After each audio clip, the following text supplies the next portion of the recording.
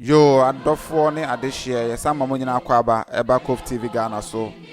Yaba race course e wo Kumasi. Na kakra ne na yete se nsensem bia sisi wa ase ya. Stores e wa ase e wo se yebubu ni nyina. Enti no enam sa akwan no so ma ye di kan de ho video ba ko baaye. Ama ye bitwae na yebubu kakra bi na containers ne market na nkasa de eda so e wa ase. Ne de ye baaye no ye bubu ni nyina akra kire se asema ye nana otumfo o say to the second e kan ye no de aye adwuma se ye SUBIN no tini so wono de ni kwan se me bibia e ben SUBIN no na ye de protect ye nana SUBIN enti no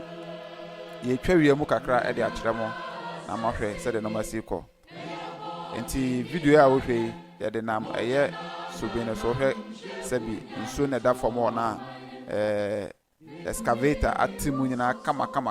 emanfra my fire na ho no saa pepe na tie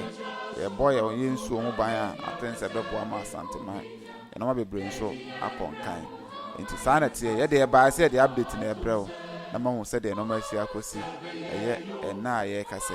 saa na tie ye twasoro no na wahwe wie mu ne no ma ika ho ye be sen atwa ye asase na nkasa so no hu ne ekoso nyina na afi akire nso no ebetwa form de na no so no wahwe ti jemre na hwe video we share video we ba from an here na nyina ya meka the sika movement Ghana ho ya bota ne se Ghana first nti ade bia ye bia no se timemoni no ana mpanyifo no ya ma Ghana ni anim kan na saa odo no ne betimi amboa ama Ghana etumpon eda mo nyina amase monyemre na mo hwe se video we afen so na me show se send the admin eko WhatsApp line ebo screen so no ye fa on kan sika abusua kese no ewo ye WhatsApp group no e da asepa anyakopon ensure mama for brother mama no